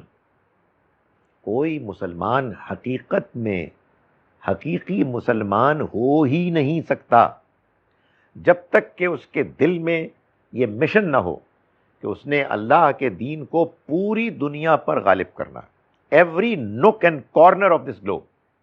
اور وہ اس آیہ مبارکہ کی روشنی میں کہتے ہیں. اور وہ پھر کہتے ہیں کہ آپ ہمارے ساتھ شامل ہوں, اس پیغام کو پھیلائیں. اور ابھی ہم کمزور ہیں, جب ہمارے پاس آرمز, ایمونیشن, ویپنز آئیں گے تو ہم لڑیں گے, اور اس کے بعد ہم دنیا پر چھا جائیں گے, اللہ کے دین کا جھنڈا گاڑیں گے. چنانچہ ان میں سے بعض لوگوں نے جب یہ محسوس کیا کہ یہ تو صرف درس دے رہے ہیں, اور طالبان اور دوسرے پریکٹیکلی جہاد کریں, تو ان میں شامل ہو گئے اور انہوں نے کہا کہ ہم اس کو ایکچولائز کرنے کی کوشش کرتے ہیں. میں پھر اپنے سسٹم سے باہر نکالنا چاہتا ہوں بات, اس کا کوئی تعلق خدا کے دین سے نہیں ہے. پلیز خدا کے دین کو بدنام نہ کریں, پلیز آپ مسلمانوں پر رحم فرمائیں. یہ آیات ہیں جن کو یہ کہیں مودی کے چیلے اور کہیں کوئی اسرائیلی اور سب لوگ پیش کرتے ہوں گے اور بتاتے ہوں گے کہ یہ دیکھو مسلمانوں کا یہ مشن ہے جو بتاتا ہے کہ ہم ان سے ہمیشہ خطرے میں ہیں. بھائی وہ قرآن پڑھتے ہیں, آپ زیادہ پڑھتے ہیں, یعنی اس لیے نہیں کہ اللہ کو راضی کریں, آپ کو سمجھنے کے لیے. تو وہ یہ کہتے ہیں کہ مسلمان خطرہ ہے. جہاں کہیں یہ جو مسلمان ہے یہ ماڈرن قسم کے خالد ظہیر ٹائپ, یہ تو ایسی یہودیوں کے ایجنٹس ہیں. اصل جو مسلمان ہیں دیندار, شکل و صورت سے بھی, اپنے لباس سے بھی, عین شین قاف سے بھی, سب سے وہ مسلمان لگتے ہیں. وہ یہ مشن رکھتے ہیں کہ ہم دنیا پر چھا جائیں گے, ہم کسی اور نظام کو, کسی اور مذہب کو قبول ہی نہیں کریں گے. ہاں برداشت کر لیں گے ان کو چھوٹا بنا کر, سیکنڈ ریٹ سٹیزن بنا کر. اس آیت کو پیش کرتے ہیں. میں یہ گزارش کر رہا ہوں, بندہ ناچیز عاجزی کے ساتھ یہ بات کر رہا ہے کہ یہ آیہ مبارکہ نبی اکرم صلی اللہ علیہ وسلم کے اس مشن کو بیان کر رہی ہے کہ جس مینڈیٹ کو آپ بحیثیت رسول لے کر آئے تھے, جس مینڈیٹ میں آپ کا بحیثیت رسول غالب ہونا اور آپ کی اس قوم کا کہ جس نے آپ کا انکار کیا مغلوب ہونا ایسے ہی طے تھا جیسے نوح, شعیب, لوط, صالح, ہود, موسیٰ علیہ السلام کے لیے طے تھا. یہ وہی مشن ہے. اس کا ہماری آج کی دنیا سے کوئی تعلق نہیں. آج ہم نے خدا کے دین کو بیان کرنا ہے اس کے دلائل کے ساتھ. آخر میں فرمایا ولو کرہ المشرکون, اگرچہ کہ یہ مشرک اس کو کتنا ہی ناپسند کریں. یہ آخری ٹکڑا اس بات کو پوری طرح سے ڈٹرمن کر رہا ہے کہ یہ ایرا اسپیسیفک اس زمانے کی آیت ہے اپلیکیشن کے لحاظ سے. یعنی یہ مشرک, یہ ابو لہب, یہ ابو جہل, یہ انکار کرنے والے, ان کے چیلے جنہوں نے انکار کر دیا, یہ کتنا ہی ناپسند کیوں نہ کریں, یہ ہو کے رہے گا. اور ایک آیہ مبارکہ جو سورہ فتح میں ہے اس میں اللہ تعالیٰ نے یہ بات بیان بھی کر دی کہ والذی ارسل رسولہ بالہدی ودین الحق لیظہرہ علی الدین کلہ وکفی باللہ شہیدا. اور اللہ کافی ہے گواہ کے طور پر کہ یہ ہو جائے گا, یہ ہو گیا. اب میں ان آیہ مبارکہ کا, ان آیات کا ترجمہ ایک مرتبہ آپ کے سامنے پھر پیش کر رہا ہوں. ہم نے آج آیت نمبر 28 سے پڑھنا ہے. آپ کو بات سمجھ میں آئی کہ اس کو دہرانا کیوں ضروری تھا تاکہ وہ ریکارڈ میں آ جائے. بسم اللہ الرحمن الرحیم. یا ایھا الذین آمنوا, ایمان والو, انما المشرکون نجس, یہ مشرک گندے ہیں, ناپاک ہیں. فلا یقربوا المسجد الحرام بعد عامہم ھذا, چنانچہ یہ محترم مسجد کے قریب بھی نہ پھٹکیں اس سال کے بعد. وَإِنْ خِفْتُمْ عَيْلَةً, اور اگر تمہیں تنگ دستی کا اندیشہ ہو مسلمانوں, فَسَوْفَ يُغْنِيكُمُ اللَّهُ مِنْ فَضْلِهِ, تو ان قریب اللہ غنی کر دے گا تم کو اپنے فضل سے انشاء اگر اس نے چاہا. ان اللہ علیم حکیم, اللہ جاننے والا ہے حکمت والا ہے۔ قاتل الذین لا یؤمنون باللہ ولا بالیوم الآخر، یہ بات تو ہو گئی مشرکین کے بارے میں۔ اب آؤ اہل کتاب کے بارے میں سنو، لڑو تم ان لوگوں سے جو نہیں ایمان لاتے اللہ پر اور نہ آخرت کے دن پر۔ ولا یحرمون ما حرم اللہ ورسولہ، اور نہ ہی وہ حرام کرتے ہیں جس کو حرام کیا اللہ اور اس کے رسول نے۔ ولا یدینون دین الحق، اور دین حق کو وہ دین کے طور پر قبول نہیں کرتے۔ من الذین اوتوا الکتاب، ان لوگوں میں سے کہ جو کتاب دیے گئے، حتی یعطوا الجزیۃ عن ید وہم صاغرون، یہاں تک کہ وہ جزیہ نہ دے دیں اپنے ہاتھوں سے اور چھوٹے بن کے نہ رہیں۔ وقالت الیہود عزیر ابن اللہ، اور یہودیوں نے کہا کہ عزیر اللہ کے بیٹے ہیں۔ وقالت النصارى المسیح ابن اللہ، اور نصرانیوں نے کہا کہ مسیح اللہ کے بیٹے ہیں۔ ذالک قولہم بافواہہم، یہ ان کی زبانوں کی بات ہے، منہوں کی بات ہے۔ یضاہئون قول الذین کفروا، یہ ریس کر رہے ہیں، ریپیٹ کر رہے ہیں، دہرا رہے ہیں ان لوگوں کی بات کو جنہوں نے انکار کیا من قبل، اس سے پہلے۔ قاتلہم اللہ، اللہ ان کو غارت کرے۔ انا یؤفکون، کہاں الٹے پھرے چلے جا رہے ہیں۔ اتخذوا احبارہم ورہبانہم اربابا من دون اللہ، انہوں نے بنایا اپنے علماء کو، فقیہوں کو، ورہبانہم، اور اپنے مشائخ کو، صوفیوں کو، اربابا من دون اللہ، اللہ کے علاوہ رب۔ والمسیح ابن مریم، اور مسیح مریم کے بیٹے کو۔ وما امروا الا لیعبدوا الہا واحدا، اور وہ نہیں حکم دیے گئے تھے کوئی بھی سوائے اس کے کہ وہ عبادت کریں اس کی، ایک معبود کی، ایک الہ کی۔ لا الہ الا ہو، نہیں ہے کوئی معبود سوائے اس کے۔ سبحانہ عما یشرکون، پاک ہے وہ ہر اس چیز سے جو وہ اس کے ساتھ شریک ٹھہراتے ہیں، منسوب کرتے ہیں۔ یریدون ان یطفئوا نور اللہ بافواہہم، یہ چاہتے ہیں کہ اللہ کی روشنی کو اپنی پھونکوں سے بجھا دیں۔ وَيَأْبَى اللَّهُ إِلَّا أَن يُتِمَّ نُورَهُ، اور اللہ نے فیصلہ کر دیا ہے کہ وہ اپنے نور کو مکمل کرے گا۔ وَلَوْ كَرِهَ الْكَافِرُونَ، اگرچہ کہ یہ کافر اس کو کتنا ہی ناپسند کیوں نہ کریں۔ هُوَ الَّذِي أَرْسَلَ رَسُولَهُ بِالْهُدَى وَدِينِ الْحَقِّ، وہی تو ہے کہ جس نے بھیجا اپنے رسول کو ہدایت اور دین حق کے ساتھ، لِيُظْهِرَهُ عَلَى الدِّينِ كُلِّهِ، تاکہ وہ غالب کر دے اس کو تمام دوسرے ادیان پر۔ وَلَوْ كَرِهَ الْمُشْرِكُونَ، اگرچہ کہ یہ مشرک اس کو کتنا ہی ناپسند کیوں نہ کرے۔ اقول قولی ھذا واستغفر اللہ لی ولکم۔ سوالات اگر آپ نے کرنے ہیں تو مائک کو استعمال کرنا پڑے گا۔ جی جی جی جی، یہاں رہیے، یہ جی یہ تو میں کہہ رہا ہوں کہ آپ کو مائک دیں۔ نہیں پلیز، وہ ان کو آواز نہیں آ رہی۔ آپ کرنا۔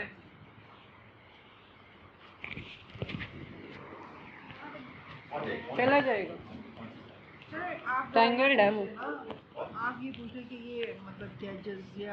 سر یہ جزیہ والا وہ پوچھنا چاہ رہی ہیں کہ اس کا کیا مطلب ہے؟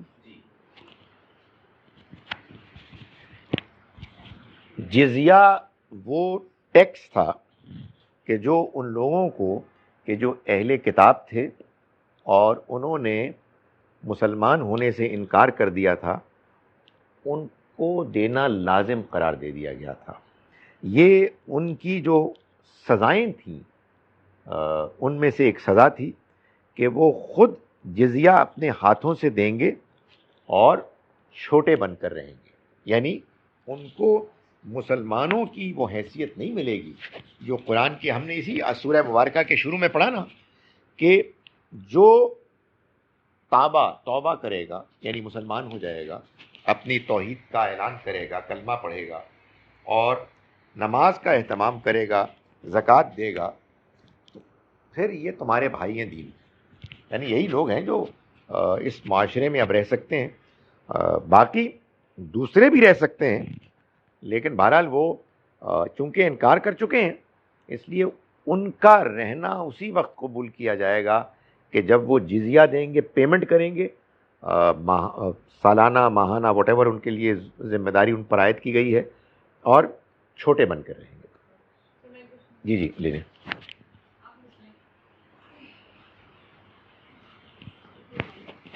سر ابھی جیسے کہ اس میں وہ کہا نا کہ شرک بہت بڑا ہے گناہ اور یہ سب کچھ، لیکن اگر کسی بچے کو بچپن سے ہی وہ توحید کا کانسیپٹ ہی ہے کہ اگر وہی جو مشائخوں والی بات ہے ہم ان تک جائیں گے تو اللہ تعالیٰ تک پہنچیں گے، تو پھر سر اس میں اس کا کیا قصور؟ ہر بچہ اتنا انٹیلیجنٹ اور کریجس تو نہیں ہوتا کہ اپنے ماحول کو ہر وقت ہر چیز کو چیلنج کرتا رہے. جی دیکھیے، بات یہ ہے کہ دو چیزیں. ایک بات یہ ہے کہ کوئی کام صحیح ہے یا غلط ہے. تو قرآن یہی بیان کرتا ہے کہ شرک غلط ہے، اور یہ بتاتا ہے کہ بہت غلط ہے، اور یہ بھی بتاتا ہے کہ اس کا غلط ہونا اللہ نے ہر انسان کی شخصیت میں، اس کی فطرت میں ڈال دیا ہے، اور یہ بھی بتاتا ہے کہ یہ کیسے ہوا، ان کے یہاں آنے سے پہلے ہوا. اب اس سب کے بعد ظاہر ہے کہ اس واقعے کی یادداشت محو ہو گئی. لوگ برے ماحول میں ہوتے ہیں، مشرکانہ ماحول میں ہوتے ہیں، تو معلوم یہ ہوتا ہے کہ جب لوگ کسی برے ماحول میں ہوتے ہیں تو ایک طرف ان کے اپنے اندر کی طبیعت، فطرت، شخصیت، اور خارج کا ماحول، ان میں ٹکراؤ ہوتا ہے. یہی آزمائش ہے. اب اس آزمائش میں اگر کوئی شخص، کوئی فرد آپ کے خیال میں ناکام ہے، ہو رہا ہے، تو یہ آپ کے خیال میں ہے. آپ کو نہیں پتا کہ اصل میں کیا ہو رہا ہے، وہ کتنا سٹرگل کر رہا ہے، وہ کتنا مجبور ہے، وہ آگے جا کے کیا کرتا ہے. ایک بات. دوسری بات یہ کہ اس نے جو غلط کام کیے، ان کے غلط ہونے کا اس کو کتنا شعور ہے، یہ سب اللہ جانتا ہے. ہم یہ کہیں گے کہ جو غلط ہے وہ غلط ہے، اور ہم اس کے غلط ہونے کو بیان کریں گے، اور یہ محسوس کرتے ہوئے کہ چونکہ بہت سے لوگوں کو بیچاروں کو پتہ ہی نہیں، ہم دعوت دیں گے حکمت کے ساتھ، دلائل کے ساتھ. باقی فیصلہ اللہ پر چھوڑ دیں گے، اس یقین کے ساتھ کہ اللہ سب کچھ جانتا ہے، اللہ حکیم ہے، اللہ انصاف کرنے والا ہے، اللہ رحم کرنے والا ہے. جی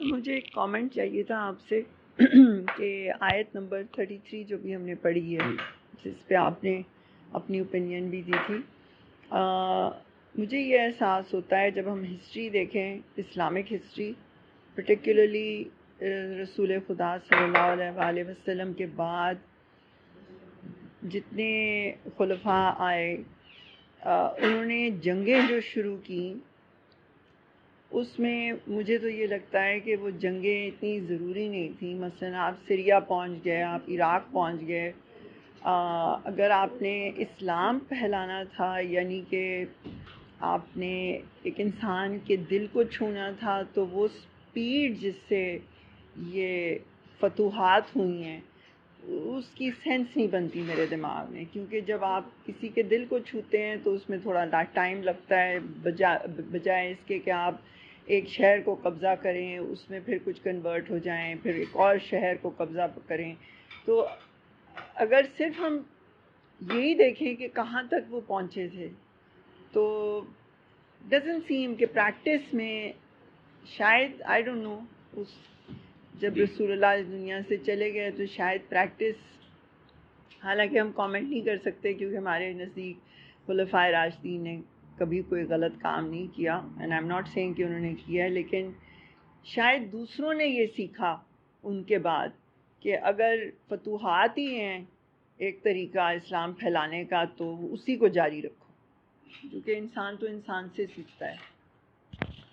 نہیں، یہ بڑی اہم بات ہے، اور حقیقت یہ ہے کہ اس ہسٹری کو صحیح طرح سے سمجھنا اور ایکسپلین کرنا ہی ڈیسائیڈ کرے گا کہ مسلمانوں کی سوچ کیا بنتی ہے. اس لیے کہ میں نے تو بیٹھے بیٹھے ایک تقریر کر دی، آپ کہیے کچھ آیات کو سامنے رکھ کے ایک شرح بیان کر دی. میری یہ گفتگو 5 منٹ میں لوگ اڑا سکتے ہیں، اڑائیں گے. یہ ہوتے کون ہیں بھائی؟ نئی نئی باتیں کرنے والے. ہماری پوری تاریخ اس سے بھری ہوئی ہے. ان سب نے غلط سمجھا، اور ان میاں صاحب نے، میاں مٹھو نے ٹھیک سمجھا. اس طرح کی بات. ایک تو یہ ہے کہ دیکھیے دین کے اختلاف میں کبھی جذباتی نہیں ہونا چاہیے، کبھی انسلٹ نہیں کرنی چاہیے، کبھی اپنے مقام سے نہیں کرنا چاہیے۔ تھوڑا سا ڈائگریس کر رہا ہوں مگر میرا جی چاہ رہا ہے۔ ابھی ریسنٹلی مجھے ایک کلپ ملی، وہ جو احمدیوں کے وہ ہیں اس وقت کے لیڈر امام، ان کی کہ وہ قرآن پڑھ رہے ہیں اور غلط پڑھ رہے ہیں۔ تو I don't know, this is not a great idea ہے۔ مطلب ان کے پوائنٹ آف ویو کی کمیاں کمزوریاں اتنی ہیں کہ آپ ان کو بیان کریں، کیا بیان کر رہے ہیں؟ آپ کے بہت سے مولانا حضرات کی کلپس دکھائی جا سکتی ہیں کہ جو عید کی نماز پڑھ رہے ہیں اور کچھ اور ہی پڑھ رہے ہیں، تو اس سے کیا کچھ ثابت ہو جاتی؟ کچھ بھی نہیں ثابت ہوتا، دلائل ہوتے ہیں اصل میں۔ یہ بات تو قرآن سے بالکل واضح ہے کہ بھائی اللہ کے رسول ہیں کہ جن کے آنے پر عذاب آتا ہے۔ یہ بات بھی قرآن سے بالکل واضح ہے کہ وہ عذاب بعض اوقات رسول کے ساتھیوں کی تلواروں سے آتا ہے۔ یہ بات بھی بالکل واضح ہے کہ نبی صلی اللہ علیہ وسلم کی قوم کے ضمن میں، کیس میں، یہ ساتھیوں کی تلواروں سے آیا، قرآن نے اس کو بیان کیا۔ یہ بات بھی بالکل واضح ہے کہ عام حالات میں قرآن کا اصول ہے لا اکراہ فی الدین، دین میں کوئی جبر سختی ہے ہی نہیں، آپ بندہ مار ہی نہیں سکتے، یو نو۔ اور یہ بات بھی بالکل واضح ہے کہ جنگ جو ہے، جنگ جس میں آپ لڑتے ہیں، اس میں آپ جا کے دوسری فوج کے سپاہیوں کی مونچھیں شیو کرنے نہیں جاتے، آپ ان کو قتل کرنے جاتے ہیں، یہ بھی طے ہے۔ تو ہم ان ساری باتوں کو ملا لیں تو میرا جواب بن جاتا ہے کہ نبی صلی اللہ علیہ وسلم کے زمانے میں جو جہاد ہوا، وہ یہ بات طے ہے کہ پہلی جنگیں تو مشرکین نے خود مسلط کی، اور بعد میں جب اللہ کا اعلان آ گیا کہ اب عذاب آ گیا ہے، تو پھر مسلمانوں نے آگے بڑھ کے لڑ کر خدا کے اس فیصلے کو نافذ کیا جس کو ہم نے آج ہی پڑھا ہے، رائٹ؟ اس کے بعد تاریخ کچھ بتاتی ہے۔ جب تاریخ ہمیں کچھ بتاتی ہے تو ہمیں اس کو سمجھنا ہے۔ تاریخ کے دو حصے ہیں، ایک حصہ وہ ہے کہ جس کے بارے میں آپ یہ کہہ سکتے ہیں یہ پتہ نہیں ہوا بھی ہے کہ نہیں ہوا، یو نو، کیا ہوا۔ مثال کے طور پر میں گزارش کرتا ہوں کہ یہ لوگ کہتے ہیں کہ نبی صلی اللہ علیہ وسلم اپنے زندگی کے آخری سال میں حجۃ الوداع کے بعد واپس آ رہے تھے تو غدیر خم کے مقام پر آپ نے کھڑے ہو کر یہ فرمایا کہ من کنت مولاہ فہذا علی مولاہ۔ اب یہ بات اتنی مرتبہ بیان ہوئی ہے، کوئی کہنے کو کہہ بھی سکتا ہے کہ یار پتہ نہیں ہوئی بھی ہے کہ نہیں ہوئی، لیکن بڑا غالب امکان ہے کہ ہوئی ہے، آپ کو اس کو ایکسپلین کرنا ہے۔ اسی طرح کی ایک حقیقت یہ، بلکہ اس سے بڑھ کر یہ حقیقت ہے کہ صحابہ کرام نے نبی صلی اللہ علیہ وسلم کے دنیا سے رخصت ہو جانے کے بعد جنگیں لڑی ایکسپینڈ کرنے کے لیے، فرنٹیئرز کو، اسلام کے زیر تسلط علاقوں کو بڑھانے کے لیے۔ یہ بات بھی معلوم ہوتی ہے کہ نبی صلی اللہ علیہ وسلم نے خود دنیا سے رخصت ہو جانے سے پہلے اسامہ بن زید رضی اللہ عنہما کی زیر قیادت ایک لشکر کو تیار کیا تھا کہ وہ جائے اور وہ ایکسپینڈ کرے، لڑے۔ یہ تاریخ ہے، قرآن میں کچھ نہیں بیان ہوا، تاریخ کو قرآن کی روشنی میں ہی دیکھا جائے گا۔ اور یہ بات کہ حضرت ابو بکر رضی اللہ عنہ کے زمانے میں تو جو داخلی مشکلات تھیں اور چیلنجز تھے ان کو فیس کیا گیا، ان کا قلع قمع کیا گیا، جیسے بہت سے مرتد پیدا ہو گئے، انکار کر دیا انہوں نے، لوگوں نے زکوٰۃ دینے سے انکار کر دیا، جھوٹے پیغمبر پیدا ہو گئے، انہوں نے دعویٰ کرنا شروع کر دیا، وغیرہ وغیرہ۔ حضرت عمر کے دور سے پھر ایکسپینشن شروع ہو گئی، اور لوگ اس کو بڑے زور و شور سے بیان کرتے ہیں اور اپنی بات کو سچ ثابت کرنے کے لیے اس کو بیان کرتے ہیں. جو بات سمجھ میں آتی ہے وہ یہ ہے کہ نبی صلی اللہ علیہ وسلم نے اس کو کہ جو لوگ اس دنیا میں اس پیغام کو سن چکے ہیں, ناٹ ڈائریکٹلی بٹ انڈائریکٹلی, رسول اللہ صلی اللہ علیہ وسلم کی زندگی میں وہ علاقے جو گرد و پیش کے تھے, عراق, شام, ایران, اردن, یہ میں آج کے دور کی بات کر رہا ہوں, اس زمانے میں ظاہر ہے ان میں سے بعض, مصر, یہ علاقے ڈیفرنٹ تھے, ان کو اللہ کے پیغمبر کا پیغام بالواسطہ پہنچ گیا تھا. یعنی بادشاہوں کو تو حضور کا خط بھی پہنچ گیا تھا, یعنی بات پہنچ گئی تھی.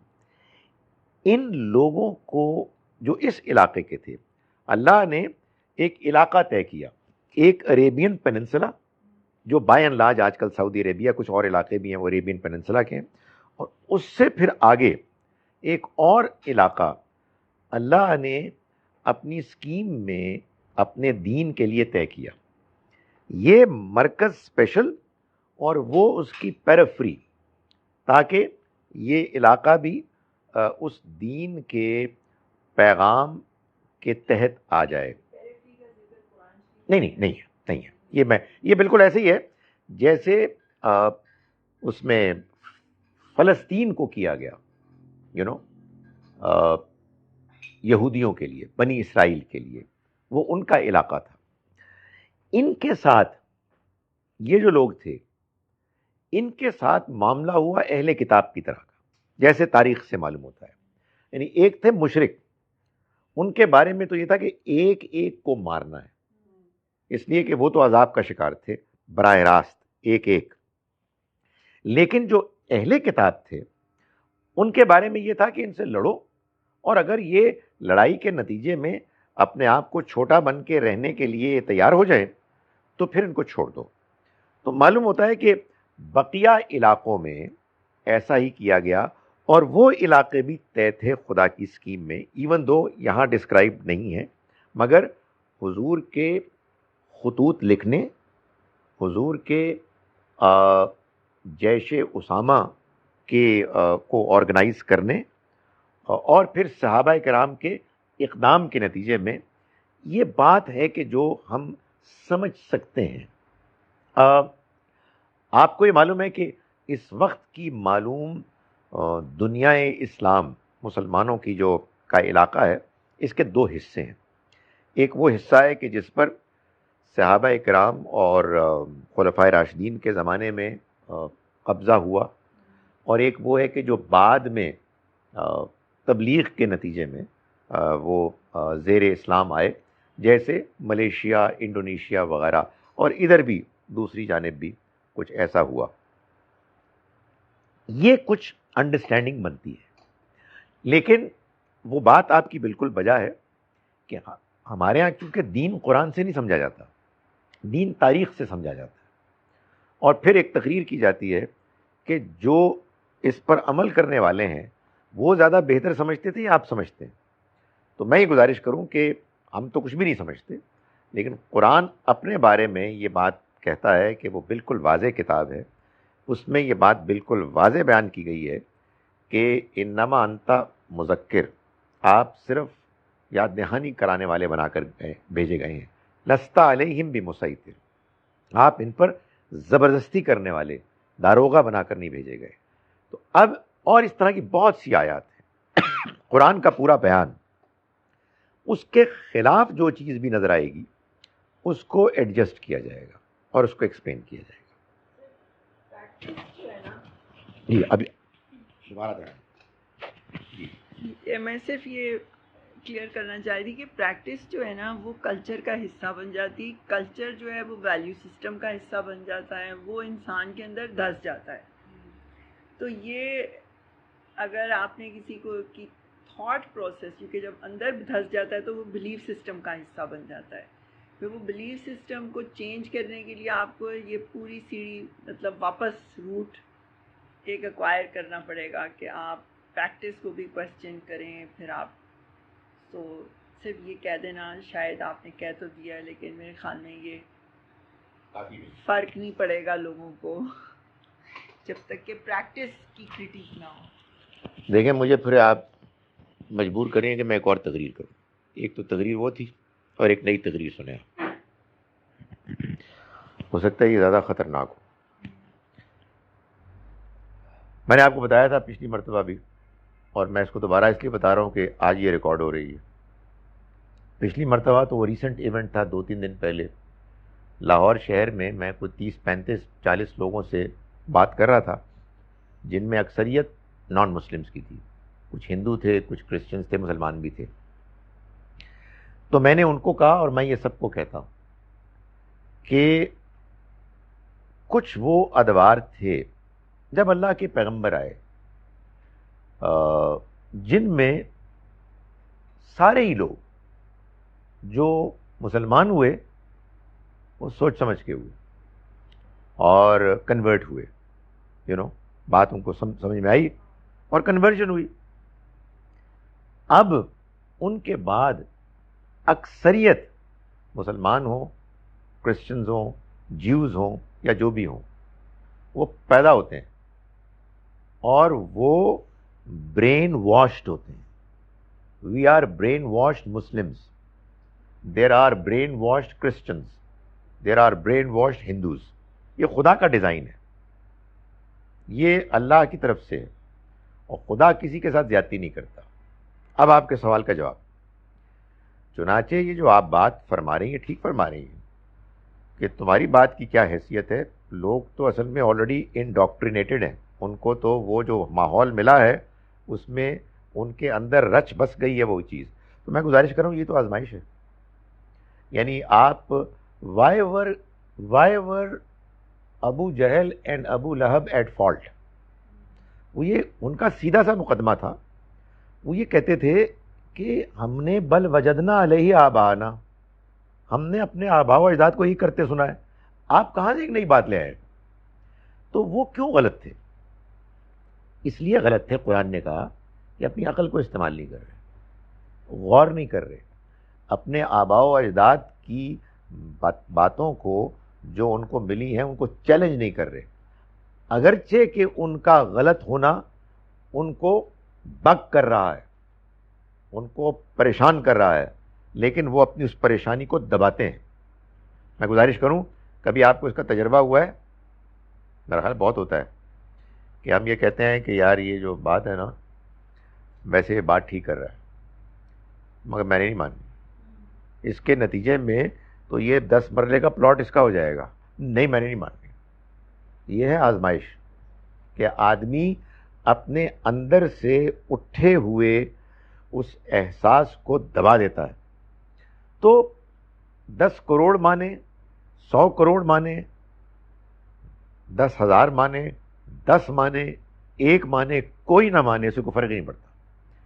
जो सही बात है उसको समझना होगा, उसको बयान करना होगा। वलौ करे हल काफिरून वलौ करे हल मुशरिकून वलौ करे हल इंसान चाहे लोग इसको पर नापसंद ही क्यों ना करें। इसलिए कि दुनिया की आजमाइश यही है कि आपको सच्चाई को मानना है और सच्चाई को इख्तियार करना है, और सच्चाई को मानने में जज्बात का कोई रोल नहीं होता। आइए, उम्मीद है कि ये जो हमारे बैकग्राउंड में बमबारी हुई ये नहीं आ रही है। सर मैंने फिर वही जो भी क्वेश्चन पूछा, मैं तो फिर कंफ्यूज हो गई। मैं यही तो बात कर रही थी कि जैसे वैल्यूज़ पेरेंट्स बच्चों में इंस्टिल करते हैं, इसी तरह से नज़रियात भी तो करते हैं। तो फिर अगर किसी को वो चीज़ बग ही नहीं कर रही तो वो क्वेश्चन कैसे करेगा? और फिर आप मतलब कि वही बात कि अपने प्रेजुडिसेस को पीछे छोड़ कर देखना, लेकिन उसको समझ ही नहीं आ रही, उसको ठीक लग रहा, तो फिर बच्चे का क्या? आपका गौर व फिक्र करना बहुत अच्छा है, मगर गौर व फिक्र आप किया करें अपनी हद तक, राइट? अल्लाह मियाँ वाला गौर व फिक्र ना करें।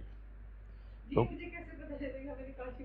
मैं गुजारिश करता हूं, जब आप ये करें कि अब क्या होगा, अब क्या होगा, तो अल्लाह पे छोड़ दें।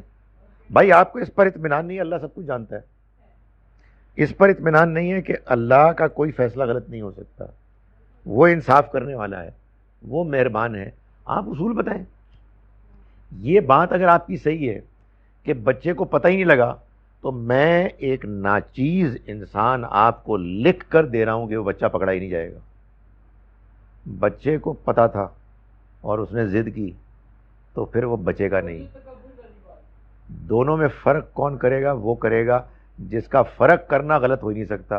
تو آپ اس پر پریشان ہو جو آپ کی پریشانیاں ہیں. اللہ میاں والی پریشانیاں خود نہ لیں, اس لیے کہ وہ بہت کافی ہے. جی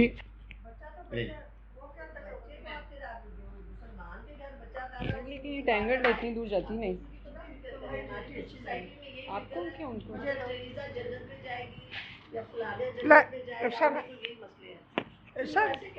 بچہ تو بچہ ہے, تو وہ تکبر کیا کرے گا؟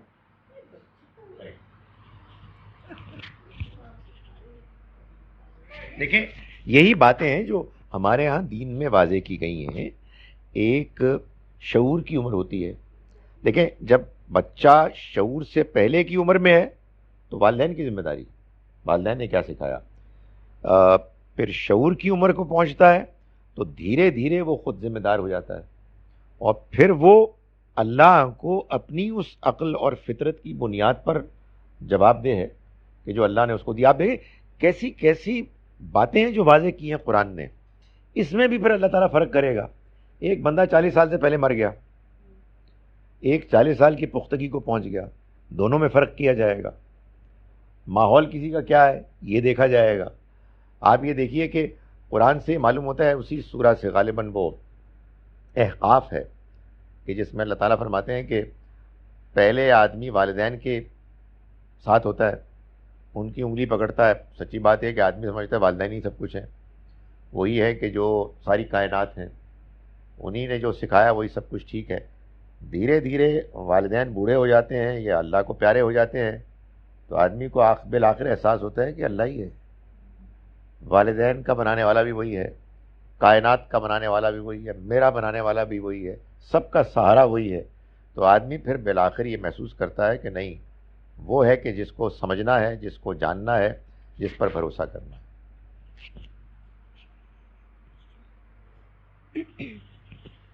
سر, یہ جو ابھی پہلے بات بھی ہو رہی تھی کہ حضرت عمر فاروق کے دور میں جو ہے بہت زیادہ فتوحات ہوئی اور یہ سب کچھ ہوا, تو سر نبی پاک صلی اللہ علیہ وآلہ وسلم جو تھے وہ تمام عربین پیننسلا میں یہ دین غالب کرنے کے لیے آئے تھے. تو پھر ہم یہ سمجھیں کہ جو حضرت عمر فاروق نے جو بھی کچھ کیا, جو بھی فتوحات کی ہیں, جو بھی مقابلے کیے, وہ اسی سلسلے کی ایک چین تھی جس کو انہوں نے کنٹینیو رکھا. اور کیا نبی پاک صلی اللہ علیہ وسلم کی ذمہ داری ان کو سونپ کے گئے تھے کہ یہ سب آپ نے, اب یہ کام آپ نے کمپلیٹ کرنا ہے؟ دیکھیں, آپ نے جتنے سوالات کیے ہیں ان میں سے کسی سوال کا ہمارے پاس کوئی حتمی جواب نہیں. پہلے تو دیانتداری سے مان لیں. ہوتا تو کوئی سورہ مبارکہ ہوتی جس میں اللہ تعالیٰ کہتے فرماتے ہیں. اب کیا ہے, اب ہمارے سامنے کچھ حقائق ہیں اور ہم ان کی روشنی میں انفرنس ڈرا کر رہے ہیں, کچھ نتائج نکال رہے ہیں جو غلط بھی ہو سکتے ہیں. ہمیں صحابہ کرام اور خلفائے راشدین سے حسن ظن ہے, اور یہ محض جذباتی نہیں ہے, قرآن کی بنیاد پر ہے. قرآن نے ان کے بارے میں جو تبصرے کیے ہیں, ان تبصروں کے بعد اگر کوئی صحابہ کرام کی جماعت سے فی الجملہ بدظنی رکھتا ہے تو اپنی خیر بنائے. اس لیے قرآن تو بڑا واضح ہے ان کے بارے میں. یہی اللہ کے گواہ ہیں جن کو اللہ تعالیٰ نے انسانوں کے سامنے گواہی پیش کرنے کے لیے کہا ہے, اور قرآن نے اس کو بیان کیا ہے. لِتَكُونُوا شُهَدَاءَ عَلَى النَّاسِ, تاکہ تم ہو جاؤ انسانوں کے سامنے گواہ. وَيَكُونَ الرَّسُولُ عَلَيْكُمْ شَهِيدًا, اور رسول تم پر گواہ ہو جائیں. تو معلوم یہ ہوتا ہے کہ نبی صلی اللہ علیہ وسلم نے جو رہنمائی فرمائی, کیا آپ نے وربلی فرمائی یا صحابہ کرام نے, خلفائے راشدین نے اس کو آپ کے فیصلوں سے, جیسے خطوط لکھنے کا فیصلہ ہے, جیسے اسامہ کے لشکر کو تیار کرنے کا فیصلہ ہے, اس سے انفر کیا. نہیں جان سکتے ہم. ویسے اب مزید تحقیق سے یہ واضح ہو رہا ہے کہ جو آپ کو معلوم ہے تاریخ تو پھیلی بھی ہے, تاریخ میں کتابوں میں مختلف باتیں سامنے آتی ہیں, تو یہ باتیں اب کچھ دھیرے دھیرے سامنے آ رہی ہیں کہ صحابہ کرام اس پر بالکل واضح تھے کہ یہ جو فتوحات وہ کر رہے ہیں یہ اصل میں اسی کی ایکسٹینشن ہے, اور وہ اپنی جگہ پر ایک لمیٹڈ چیز ہے. یعنی یہ نہیں ہے کہ ہر جگہ یہ ہوگا, بلکہ ایک مینڈیٹ ہے جس کی بنیاد پر وہ ان بادشاہوں سے لڑ رہے ہیں جن کے سامنے اللہ کا پیغام آ گیا. اب بادشاہ کی فوج اصل میں بادشاہی ہوتی ہے, بادشاہ کی نمائندگی ہوتی ہے. عام انسانوں میں کسی کو ایمان لانے پر مجبور نہیں کیا گیا. سو یہ اب ہم انفرنس ڈرا کر سکتے ہیں, اور وہ ہم کرنے کی کوشش کر رہے ہیں. مگر وہ ان کی بات صحیح ہے کہ اصل میں لوگوں کے لیے اللہ کی کتاب سے زیادہ مسلمانوں کی تاریخ اہم, اور وہ اس کو بیان کرتے ہیں, جس کی بنیاد پر پھر آیت کیا کہہ رہی ہے, اس کا سیاق کیا ہے, سباق کیا ہے, اس میں جو مختلف پروناؤنز ہیں ان کے اینٹیسیڈنٹس کیا ہیں, وہ کو خاص اہمیت نہیں رکھتے. یہ معاملہ ہو جاتا ہے. مگر یہ کتاب, یہ پیغام, یہ دین قیامت تک کے لیے آیا ہے. اس لیے ہمیں قرآن کی روشنی میں ان آیات کو بھی سمجھنا ہے کہ جو مسلمانوں کو جہاد پر ابھار رہی ہیں, اور ان اقدامات کو بھی قرآن کی روشنی میں سمجھنا ہے کہ جو اقدامات بعد میں صحابہ کرام نے کیے, اور صحابہ کرام تک ہی ہم ذمہ دار ہیں. اس سے آگے کسی نے کچھ کیا اس کے ہم ذمہ دار نہیں ہیں, اس لیے کہ وہ بھی دین سمجھتے تھے, ہم بھی دین سمجھتے ہیں اسی کتاب کی روشنی میں کہ جو ہمارے پاس ہے. یہ کہتے ہیں جی کہ قیامت کی نشانی ایک جانور زمین میں نکلے گا جو بات کرے گا کہ کیا یہ صحیح ہے. قرآن مجید میں یہ بات بیان ہوئی ہے غالباً سورہ نمل میں یا سورہ قصص میں, سورہ نمل میں, کہ اگر یہ لوگ انکار کرنے والے انکار کریں اور اس پر اڑ جائیں تو خدا تعالیٰ کے ہاں یہ کوئی مشکل نہیں کہ وہ ایک ایسا جانور اٹھا لے, نکال دے, جو ان کو یہ کہے کہ اللہ کی طرف سے یہ پیغام برحق ہے. یعنی معلوم یہ ہوتا ہے کہ ان کو اس بات کی ایک تنبیہ کی گئی کہ ایسا ہو سکتا ہے, لیکن ان میں سے اکثر نے مان لیا اور ایسا ہوا نہیں. لیکن ہمارے ہاں بہت سے لوگ اس کو قیامت کے قریب کسی جانور کے نمودار ہونے کی نشانی کے طور پر بھی بیان کرتے ہیں.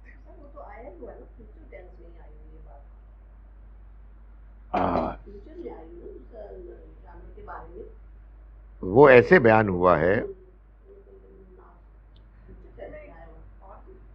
جی, یعنی وہ نشانی جس طرح سے بیان ہوئی ہے وہ یہ ہے کہ یہ ایسا ہو سکتا ہے. جی آپ فرمائیے, یہ لیں, میں اتنے آیت نکالوں.